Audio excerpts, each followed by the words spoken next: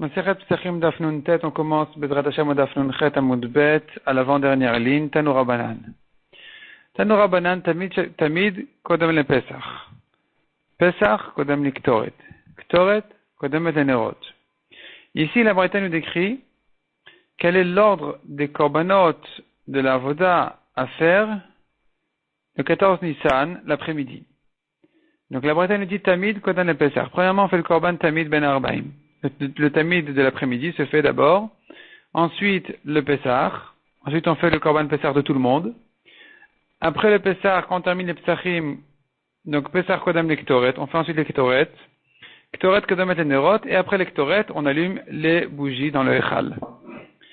Et la Gemara nous explique comment ça se fait qu'on a décidé que le korban Pessah soit fait après le korban Tamid, alors que habituellement on dit que le korban Tamid c'est le dernier korban à faire.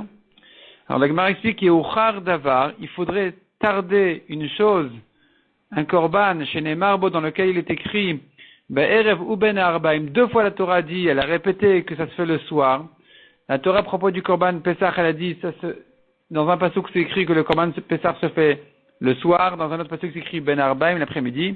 Donc c'est un korban dans lequel la Torah s'est répétée et a accentué le fait que c'est un korban qui est fait tard, donc l'après-midi. Et d'abord, chez le Neymar, Ba'erev et la Ben Arbaim. Par rapport au Korban Tamid, dans lequel il n'y a pas écrit Erev et Ben Arbaim, il est écrit que Ben Arbaim. On sait bien, dans le Korban Tamid, Parashat Tamid, qui est dit tous les jours dans l'Ektoret, on dit, Et akavesecha ta'ase baboker, et akavesacheni ta'ase Ben Arbaim. Un agneau tu fais le matin, un agneau tu fais l'après-midi. Là-bas, c'est pas écrit aussi Ba'erev, le soir ou l'après-midi. C'est écrit qu'une seule fois Ben Arbaim, c'est pas écrit deux fois. Donc, on n'a pas le tardé autant que le Pessah. Il est fait donc avant le Pessah. Pourquoi? Parce qu'il n'y a pas écrit il n'y a pas écrit Be'erev et la Ben Arbaim, il va uniquement s'écrire Ben Arbaim. Et Harry, si c'est comme ça, demande à Gemara. Eh bien, on devrait dire pareil pour les Ktoret et les Nerot. Ktoret venerot nami, nikadmu le Pessah. On devrait dire que les Ktoret et les Nerot se font avant le Pessah. Pourquoi? Pour la même raison. Yehuchar davar shenemar bo Be'erev ou Ben Arbaim. Il faudrait tarder le korban Pessah dans lequel il est écrit Be'erev et Ben Arbaim. Mais davar shenemar bo la Ben Arbaim bilvad à une chose où il n'y a écrit que Ben Arbaim qui sont les Nerot et les Ktoret. Donc eux devraient être faits avant le korban Pessah. Or on a vu que non, ça se fait après. Répond la Gemara Shani Atam demiet Rachmana Oto. C'est différent là-bas parce que la Torah elle a dit un miout. Shani Atam c'est différent là-bas demiet Rachmana où la Torah fait un miout. Elle a dit Oto. Oto. On apprend de là, ça vient exclure que c'est la seule chose qui se fait si tard, il n'y a rien d'autre qui va se faire après ça. Après les Nerot, il n'y a rien qui se fait, c'est la dernière chose à faire. Donc on apprend de là, Détania, la Gemara nous ramène toute la Braïta qui fait cette dracha-là. La Braïta se rapporte sur les Nerot, l'allumage donc de la Menorah, il est écrit dessus Merev ad Boker. Il faut l'allumer du soir jusqu'au matin. Ten la midata donne une mesure d'huile, une quantité suffisante, chez Tedoleket Merev ad Boker, pour que ça dure, ça tienne, ça reste allumé, du soir jusqu'au matin. Davar acher, autre dracha qu'on fait sur ce pasuk, Encha avoda shekshera Merev ad Boker, tu n'as d'avoda qui est kshera du soir jusqu'au matin, et la zubidvad uniquement celle-ci. Donc il n'y a que les nérotes qui se font comme ça du soir jusqu'au matin. On les allume le soir. Maïtama, d'où on sait que c'est la dernière chose à faire, que c'est la seule chose qui se fait le soir. Amarka, la Torah dit Yaroch oto Aaron uvanav, merev ad boker. Aaron et ses fils vont préparer les nérotes, donc ils vont préparer merev depuis le soir jusqu'au matin. Et le mot oto ici est en trop. Yaroch oto. Pourquoi le mot oto? On sait bien qu'il s'agit de la menorah. Pourquoi c'est répété oto? Aaron va préparer donc cette chose-là des nérotes. On apprend de là, oto merevad boker, ven devacher merevad boker. Il n'y a que ça qui se fait du soir jusqu'au matin, et pas une autre avoda qui se fait aussi tard. Donc de là, on apprend que la menorah se fait après le korban Pessah. Veit kash ketoret et nerot. Or nous avons un ekesh où la Torah, elle a comparé les ketoret et nerot. Et donc les Ktoret se font aussi le soir, après le Pessah, parce que c'était comparé au Nerot. Donc finalement il nous reste l'ordre qu'on a dit, qui est de faire d'abord le Tamid, ensuite le Pessah, après ça les Ktoret, et en dernier les Nerot. Vetania Kikushian, malgré tout l'Agma a dit, notre question était une bonne question, de dire que le Pessah doit être fait après tout, puisque c'est écrit dessus, Ba'erev ben Arbaim. plus que les Nerot où on n'a que Ben Arbaim uniquement, eh bien effectivement il y a une braïta qui pense comme ça. Donc notre question que nous avons posée était une question qui en réalité c'est comme ça que pense une certaine braïta. Et l'Egmara nous ramène la braïta qui dit, donc Vetania, voici une braïta qui couchienne, qui pense comme notre kushia, comme notre question. Tamid kodam lektoret, d'abord le tamid, ensuite lektoret. Ktoret kodam et nerot, après lektoret on fait la menorah, venerot kodmot le pesach. Et en dernier on fait le pesach. Pourquoi? Justement comme on a dit. Yehuchar dabar shenemar bo, il faut tarder une chose sur laquelle il est écrit, donc le korban pesach, ba'er evu ben arbaim. Et davar shelo neemar bo, par rapport à une chose où la Torah n'a pas dit cette répétition-là, et la ben arbaim bilvad, uniquement ben arbaim, ce qui fait allusion à Nerot. Donc finalement, on voit que le Pesach doit être tardé plus que le Nerot. Demande la Gemara active Auto. Pourtant, on a bien dit la dracha de Auto, qui veut dire que les Nerot se font en dernier. Il y a que ça qui se fait si tard le soir. Donc sous-entendu, il n'y a rien qui va se faire ensuite. Répond la Gemara Yoto mi baile. On a besoin de ce mot-là de Auto, les meut et avoda chez bifnim. Ça vient exclure une autre avoda qui se fait à l'intérieur, pas le Pesach. Le Korban Pesach peut se faire plus tard même que les Nerot, plus tard que la Menorah.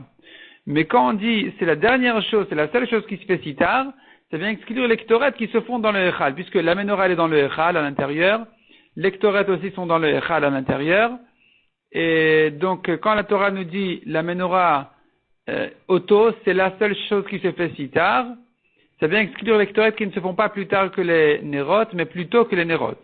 Ou Maïniou, à quoi ça fait allusion justement donc au Ktoret. Ça, le Kadatachamina se remontait à ton esprit de dire, oui, l'uktiv, puisqu'il est écrit dans la Torah. Si on lit le pasuk tel quel, on peut se tromper. Le pasuk nous dit, va alot Aaron et Nerot ben arbaim, yaktirena. Lorsque Aaron a préparé les Nerot l'après-midi, ou le soir, il va faire les Ktoret. Donc, Eima, je dirais, Nadlik Nerot beresh avadar naktir Ktoret. D'abord, il allume les Nerot, et ensuite, ve'adar, et ensuite, naktir Ktoret, il fait les Ktoret. Puisque la Torah nous dit, il prépare les Nerot, lorsque Aaron prépare les Nerot, il va faire les Ktoret. Donc, tu entends de là que les Ktoret se font après la Menorah.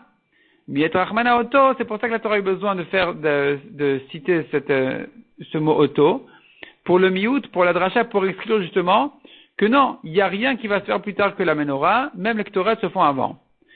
Et la Ben Arbaim Yaktirena, la Mali. Ben, si c'est comme ça, alors on ne comprend pas le pasuk. On disait, lorsque Aaron va préparer les Nerot, il va faire les Ktoret. Je comprends que les Ktoret se font ensuite. Comment on comprend ces mots-là? Achikama Rachmana. Voilà ce que la Torah nous dit.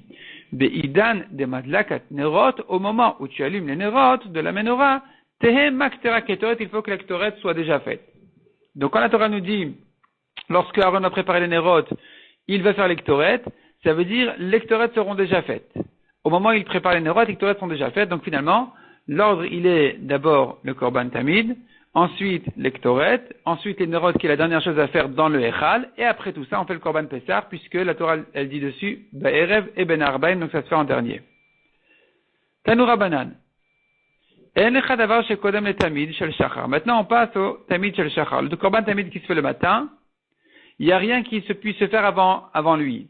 Et la ketoret bilvad, sauf les ketoret qui se font avant le korban tamid du matin. Chez Neymar ba, puisqu'il est écrit à propos des ketoret du matin, Baboker.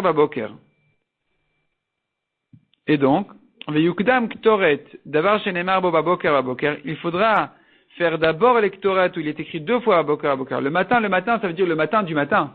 C'est Toto. Dirti Viktir Alav Aaron Ketoret Samim. Baboker, la Torah nous dit Aaron va brûler les Ktoret, les encens, Baboker, Alav sur lui sur le Misbeach. Le misbeach, il s'agit du misbeach qui se trouve dans le echal à l'intérieur. Et la Torah dit dessus, baboker, le matin. Donc selon le sens simple, ça veut dire tous les matins. Mais selon la dracha, ça veut dire le matin. Du matin, c'est plutôt encore que le korban tamid, où il n'y a pas écrit deux fois baboker. Les davar shelon et marbo, la boker echad, à une chose, les ktoret vont précéder une chose dans laquelle la Torah n'a dit qu'une seule fois boker. Donc le korban tamid se fait après les ktoret. Et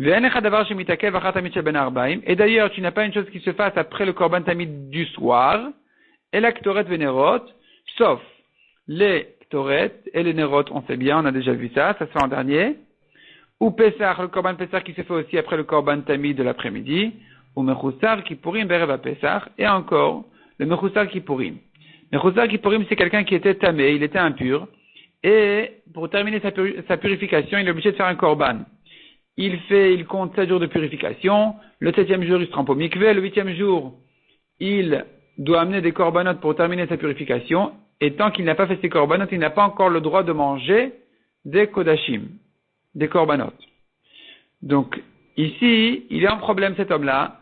Voilà qu'il se trouve au 8e jour de sa purification, qui tombe le 14 Nissan, et il n'a pas encore fait ses korbanot pour terminer sa purification. Il est en train de réaliser qu'il n'aura pas le droit de manger du korban Pessah ce soir, le 15 Nissan.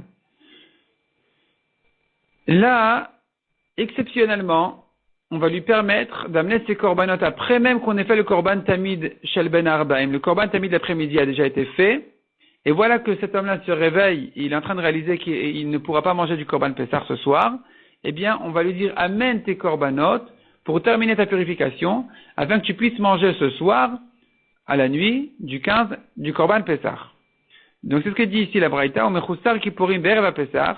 Ce mechoussar kippurim, cet homme-là, qui n'a pas encore fait sa kapara, n'a pas terminé sa kapara, son dernier korban, le 14 Nissan, chez Toval Shenit, il va se tremper une deuxième fois le 14 Nissan, son 8e jour, alors qu'il s'était déjà trempé à la veille.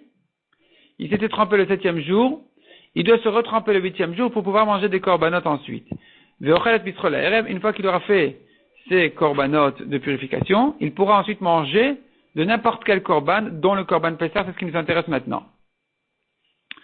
Rabbi Ishmael ben Oshel Rabbi Yochanan ben Broka Omer, Af, Mechoussar Kippurim b'shar yemot hashana.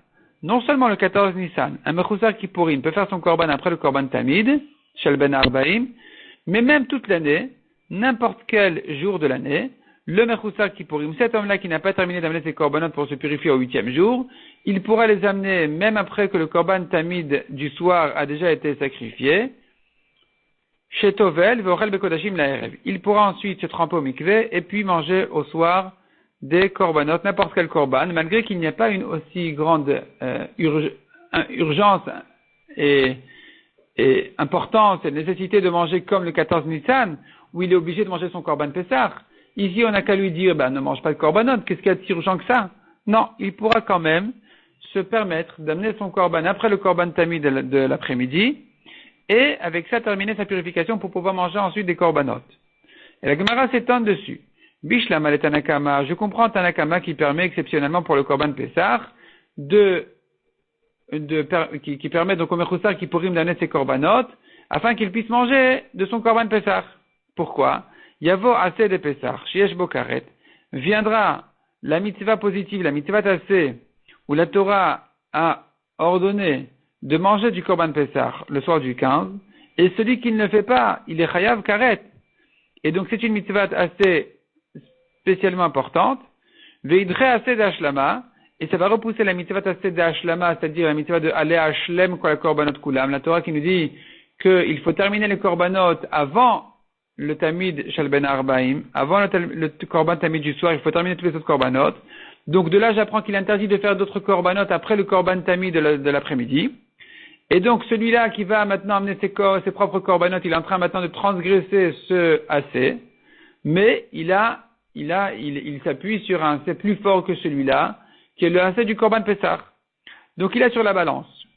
D'un côté il se dit, si je fais pas mes korbanot de ma purification de mon 8e jour, je vais d'une part perdre la mitzvah tassé du korban Pessah. D'autre part, je vais éviter de transgresser la mitzvah tassé que de faire d'autres korbanot après le korban tamid. Qu'est-ce qui pèse plus lourd? Le korban Pessah pèse plus lourd parce qu'il y a un karet aussi. C'est une mitzvah tassé plus karet pour celui qui ne l'accomplit pas, de manger le korban Pessah le soir du 15 Nissan. Donc cette mitzvah tassé, elle pèse plus lourd, et donc la balance va basculer de ce côté, on sera obligé de faire un korban après le korban tamid.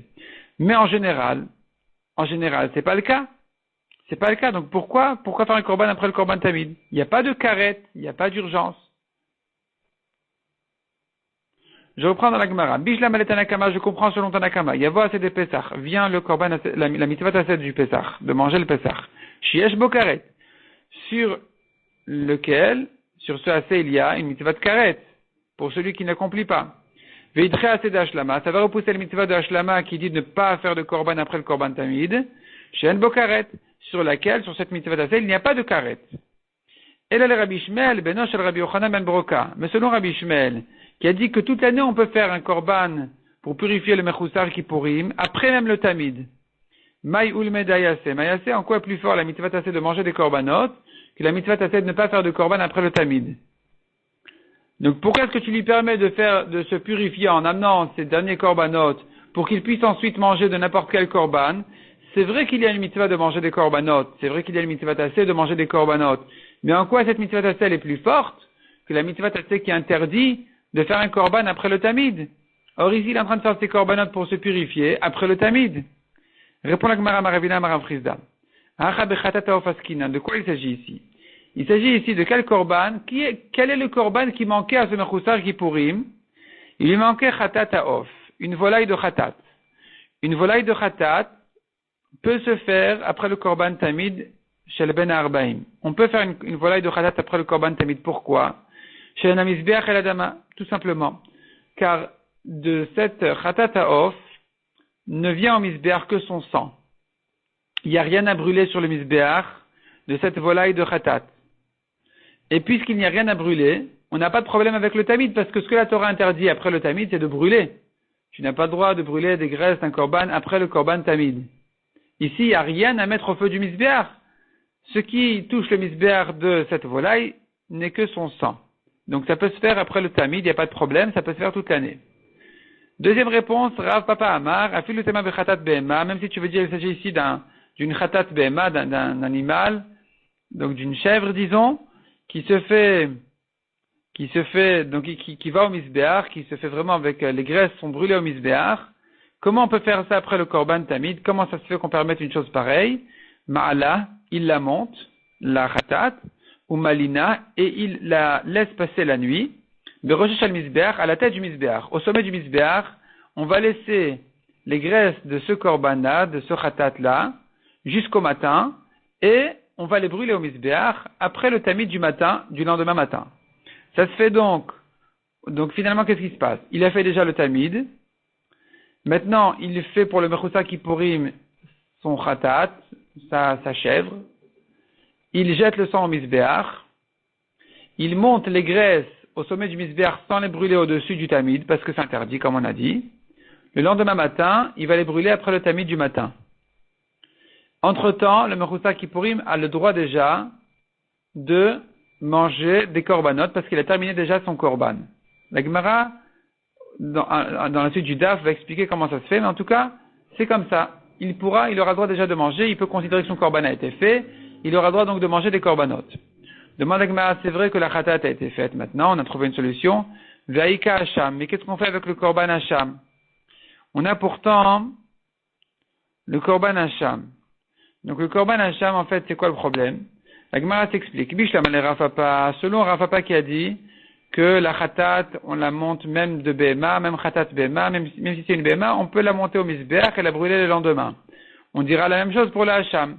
Haïnu de Malinda, il peut faire passer la nuit sur le Hacham au sommet du misbeach, et donc il n'y a pas de problème non plus. Donc à nouveau, il fera ce mechoussar kippurim en question, il fera son chatat, son Hacham, il va jeter le sang au misbeach, il monte les graisses au sommet du misbeach, il les fait le lendemain. Entre-temps, le mechoussar kippurim s'est déjà fait, a terminé sa purification, il peut donc manger des korbanot.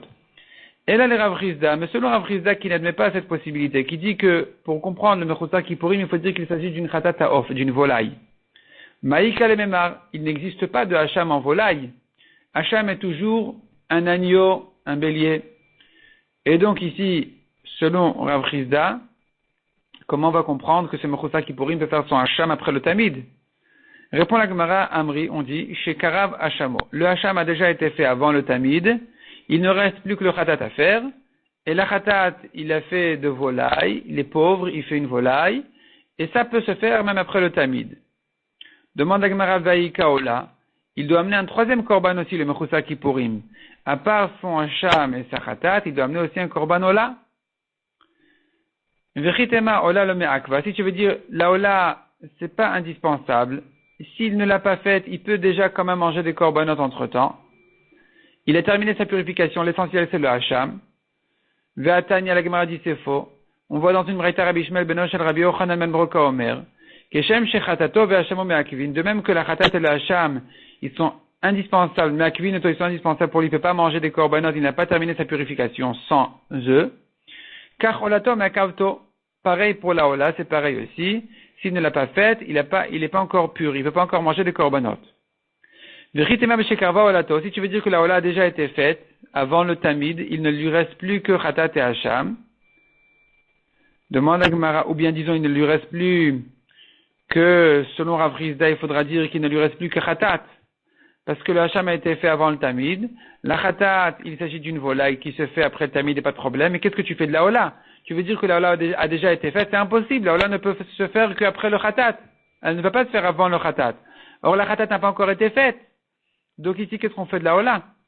Umi karva olato kodam le khatato, demande la Gemara, est-ce que la ola a été faite avant la khatat? Rishon, en premier, la ola a été faite en première. Ve'atanya, nous avons une braïta qui dit, ve'ikri vatachar la khatat rishona, il va sacrifier ce qui est pour la khatat en premier. Matan Moudomar, qu'est-ce que ce pasuk vient nous apprendre? Im ne la metchite kodemet le ola, si c'est pour nous dire que la khatat, elle se fait avant le ola, avec Varnemar, c'est déjà écrit ici, dans ce contexte-là, la Torah nous dit explicitement, ve'tacheni ase ola kamishpat. Le deuxième korban, il fera ola. Donc je sais déjà que la khatat se fait avant la ola. Et la zebanaav, le fait que la Torah ait accentué et répété que la khatat se fait en première, alors que la Torah nous dit déjà ensuite que la deuxième c'est la ola. Donc pourquoi c'était la peine de dire que la khatat se fait en première? Et la zebanaav, de là, on apprend pour tout le temps, les chol khatot, à chaque fois que quelqu'un va faire un khatat et ola en même temps, eh bien toujours il devra faire d'abord la ola. Shiu kodmot, d'abord il doit faire la khatat. Shiu kodmot et chol olot avot imen. Toujours les khatot se font avant les olot. Donc on apprend de là que la khatat se fait toujours avant la ola. La Gemara dit là-bas que c'est comme quelqu'un qui a fauté au roi et que maintenant quand il vient s'excuser, il doit d'abord s'excuser, ensuite amener un cadeau. C'est pas que d'abord il amène un cadeau et ensuite il s'excuse.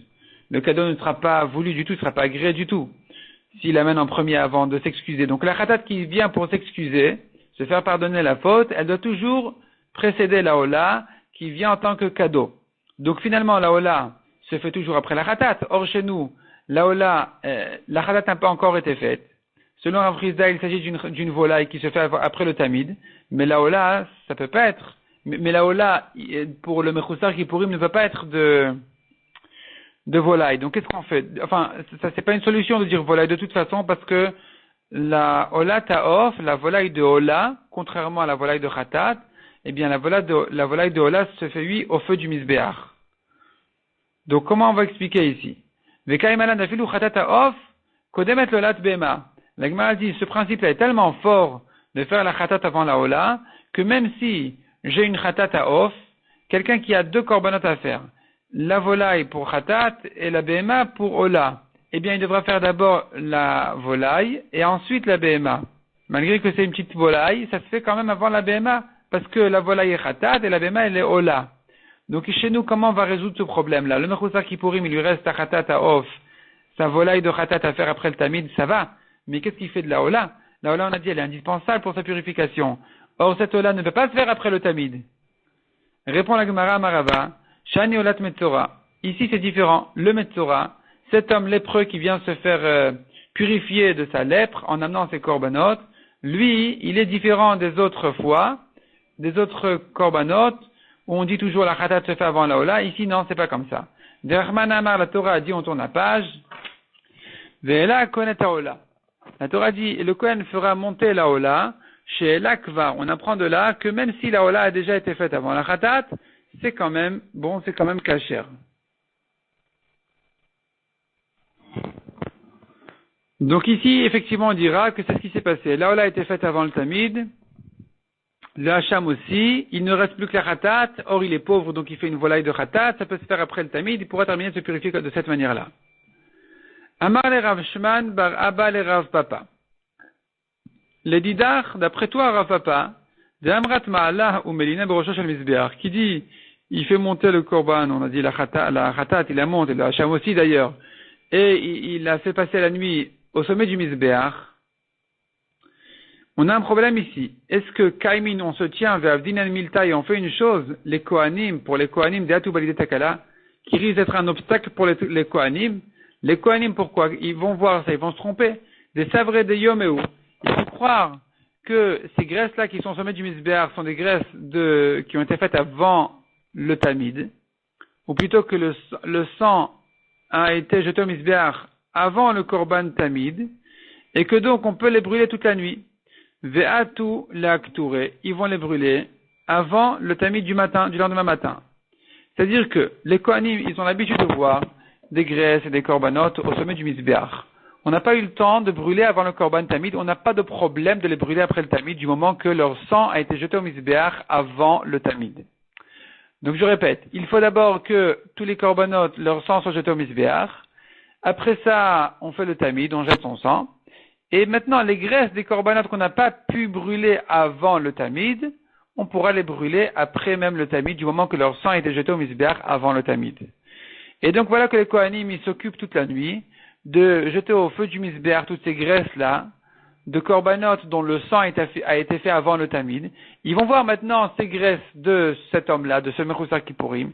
Ils vont pas savoir qu'il y a ici une histoire très rare et très exceptionnelle de quelqu'un qui a amené ces korbanot qui ont été faits après, même le sang a été fait après le Tamid. Et donc ces korbanot-là, ces graisses-là doivent attendre le lendemain matin. Les Kohanim, ils vont se tromper, ils vont les brûler avec toutes les autres graisses, ils vont les brûler au feu du Mizbeach pendant la nuit. Donc est-ce que maintenant, pour aider cet homme-là, je vais maintenant faire un obstacle aux Kohanim, ils vont se tromper, ils vont croire ils peuvent les brûler la nuit? Répond la Gemara, Amar les Kohanim zrizinen. Les Kohanim, ils sont prudents, ils savent bien, ils sont très vifs d'esprit, ils savent exactement reconnaître qu'est-ce qui est permis, qu'est-ce qui est interdit, qu'est-ce qui était fait avant le Tamid, qu'est-ce qui était fait après le Tamid. Ils sauront quoi brûler, quoi ne pas brûler, il n'y a pas de problème. Amar les Ravashi les Rav Kahana, V'amri la Ravuna berid Rav Natan les Rav Papa. Ravashi a demandé à Rav Kahana ou Ravuna à Rav Papa. Ve'akama de l'omik tere mourin. On a un autre problème ici. C'est que tant que les graisses n'ont pas été brûlées, donc jusqu'au lendemain matin, après le Tamid du matin, entre-temps, Kohanim le matsuach le basar. Les Kohanim n'ont pas le droit de manger de la viande de ce korban. Des Tanya, comme on voit dans une braïta. Yachol yu Kohanim rasha'in bechaze vashok. Peut-être, il se peut que les Kohanim aient le droit de manger la poitrine et la pâte avant du korban shlamim. Kodem aktarat et mourin, avant même de brûler les graisses. Talmud Omar, la Torah nous dit non. D'abord, le Kohen, il va brûler les graisses au Mizbeach. Vehadar, et ensuite, va yachazel Aaron ulvanav, la poitrine sera donnée à Aaron et à ses fils. Et donc, les Kohanim ne peuvent pas encore manger de la viande tant que les graisses n'ont pas encore été brûlées. Et alors, et nous avons un principe qui dit, Vechama de Kohanim lo achle basar, tant que les Kohanim n'ont pas mangé la viande du Korban, Be'alim lo mitkapre, le propriétaire n'a pas encore terminé sa kapara. Netanya, comme on voit dans une braïta, Ve'achlu otam asher kupar behem, ils vont les manger, ceux qui va faire la kapara pour le propriétaire. Mais la med, de là on apprend chez Kohanim ochlim ou Be'alim mitkaprin. Par le fait que les Kohanim mangent la viande du Korban, le propriétaire se fait pardonner. Donc ici, le sang a été jeté après le Tamid, c'est pas grave. Les graisses attendent le lendemain matin. Entre-temps, quand je dis c'est pas grave, je veux dire c'est pas grave par rapport au Tamid. Le Tamid n'est pas gêné qu'il y ait un sang qui soit jeté après lui. L'essentiel c'est qu'on ne brûle pas des graisses d'un sang qui a été jeté après lui. Donc ici, le sang a été jeté après le Tamid, ça va encore. Les graisses attendent jusqu'au lendemain matin, ça peut aller. Les Kohanim par contre ne peuvent pas encore manger la viande de ce Korban, et donc entre-temps le propriétaire n'a pas terminé sa purification, il n'a rien gagné. Qu'est-ce qu'il a gagné? Amarle, il lui a répondu, Kevan de l'Efchar, puisqu'on n'a pas de solution ici, il est impossible ce soir de brûler les graisses jusqu'au lendemain matin, à Saoum, les Chachamim les ont considérés, Kemishinitmeu Shavdu, comme si les graisses avaient été devenues impures ou qu'elles se sont perdues. Des Tanya, comme on voit dans une braïta. Yachol nitmeu emurin Shavdu, j'aurais pu croire que dans le cas où les graisses sont rendues impures ou se sont perdues, Loyu Kohanim Zaken Bechazevashok, les Kohanim donc ne peuvent plus manger de le chazevashok, donc la poitrine et la pâte qui leur revient, puisque finalement on n'a pas pu brûler, on ne pourra pas brûler les graisses au Mizbeach. Talmud Omar, non. La Torah dit non. Vaya chazel Aaron ulvanav mikol makom. La poitrine sera Aaron et à ses fils de toute façon. Donc eux, de toute façon, ils peuvent manger. S'il y a des graisses, ils attendent que ça se brûle au misbéach. S'il n'y a pas de graisse, parce qu'elles sont perdues, parce qu'elles sont rendues impures, eh bien, le Kohen, de toute façon, il peut manger sa viande. Donc ici aussi, c'est pareil. Puisque les graisses doivent attendre jusqu'au lendemain matin, les Kohanim, entre-temps, peuvent manger la viande de ce korban, et automatiquement, le propriétaire sera pardonné, sera purifié, il n'y a pas de problème. Le fait qu'on n'ait pas encore brûlé les graisses n'empêche pas au propriétaire de se purifier. Ce qui l'empêche de se purifier, c'est le fait que les Kohanim n'aient pas mangé de la viande de ce korban. Donc ici, puisque les Kohanim peuvent manger sans attendre exceptionnellement que les graisses se fassent, puisqu'on les considère comme si elles sont perdues, donc le propriétaire, il se purifie de cette manière-là. Rav Kahana, Rami, Ktiv. Rav Kahana pose une contradiction entre les psukim. On a un pasuk qui dit, Lo yalin chelev chagi ad boker, n'aura pas le droit de passer la nuit, la graisse de mon chag, de mon korban, chagiga, jusqu'au matin. Donc il faut que les graisses soient brûlées jusqu'au matin. Ad boker ou de lo yalin, tu entends de là que jusqu'au matin, non, ça ne peut pas attendre. Hakol alayla kula yalin, mais si on n'attend pas jusqu'au matin, on les fait toute la nuit, ça va encore, il n'y a pas de problème. Uktiv, or nous avons un autre pasuk qui dit, Viktir alech elve ashlamim. Et il va brûler sur le tamis du matin tous les korbanot du jour. Allez ashlam kol korbanot kulan, c'est sur le tamis du matin qu'il doit terminer, compléter tous les korbanot du jour. Rien ne se fait après le tamis de l'après-midi. Donc d'une part tu me dis, le korban chagiga se fait toute la nuit. On peut le brûler toute la nuit. Comment est-ce que je peux le brûler toute la nuit alors que j'ai déjà fait mon korban tamis de l'après-midi? Bon, nous on connaît déjà la réponse. En fait, elle apparaît ici.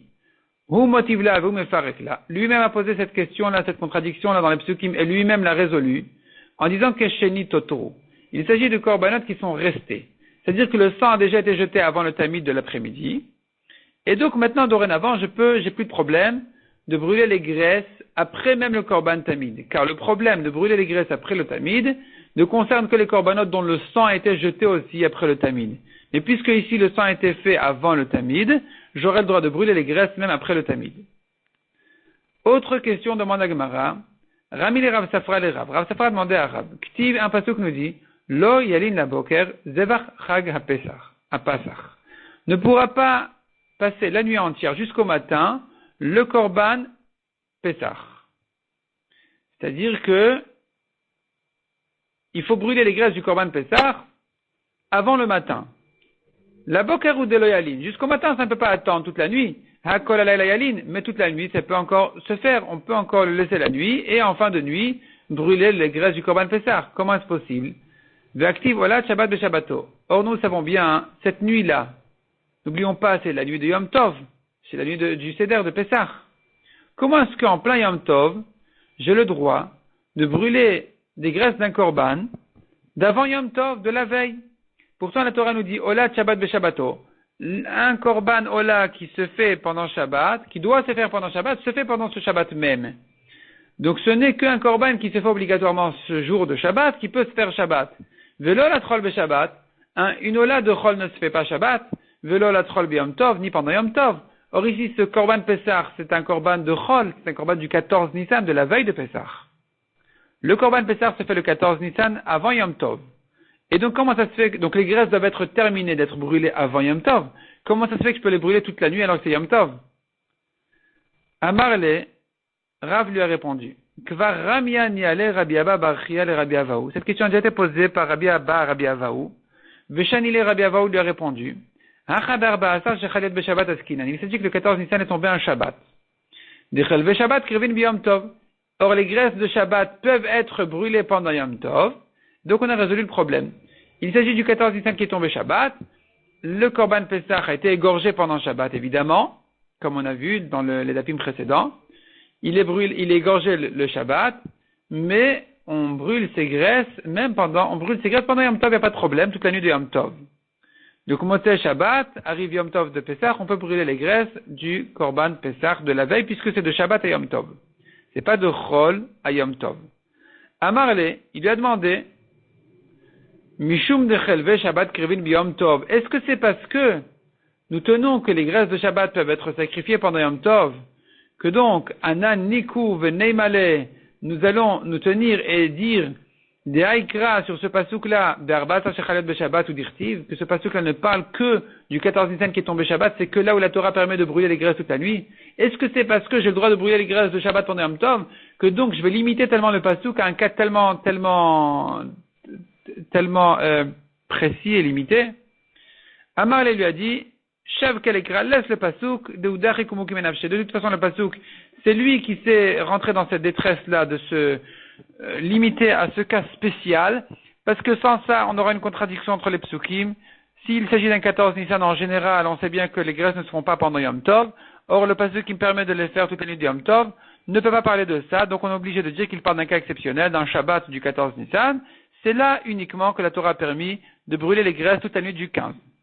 Mishnah suivante. A Pesach Sheshrato Shelo Lishmo. Le Korban Pesach, on lui a fait la shrita Shelo Lishmo, pas en son nom. Vekibel, ou bien il a reçu le sang. Ve'alach, ou bien il a amené le sang au Mizbeach. Ou bien Vezarak, il a jeté au Mizbeach. Shelo Lishmo, pas en son nom. O Lishmo, Veshelo Lishmo, ou bien en son nom et pas en son nom. O Shelo Lishmo, Velishmo, ou bien pas en son nom et oui en son nom. Pasoul, il est pasoul, qu'est-ce de quoi il s'agit? La Mishnah s'explique. Qu'est-ce qu'on appelle en son nom et pas en son nom, le Shem Pesach ou le Shem Shlamim? Il a fait en tant que Pesach et en tant que Shlamim. Donc, il a pensé, deux pensées. Au moment où il a préparé ce Pesach, il a eu deux pensées. Une pensée que c'est Pesach, une pensée que c'est Shlamim. Shelo Lishmo Velishmo, qu'est-ce qu'on appelle pas en son nom et en son nom? Le Shem Shlamim ou le Shem Pesach. C'est le contraire dans l'ordre des choses, des pensées. Il a pensé pour Shlamim et il a pensé ensuite pour Pesach. Donc, puisqu'il y a une pensée ici qui est pour Shlamim et non pas pour Pesach, elle a abîmé le korban est donc pasoul. La Gemara va expliquer, qu'est-ce qu'on veut dire par là? Qu'il a eu deux pensées. Est-ce que les deux pensées ont été faites pendant la même avoda? Donc nous savons bien, il y a 4 avodot pour chaque korban, qui sont Shrita, Kabbalah, Olacha et Zrika. Shrita, on égorge le korban, Kabbalah, la réception du sang, Olacha, d'amener le sang au Mizbeach, et Zrika, de le jeter au Mizbeach. Ce sont les 4 avodot essentiels du korban.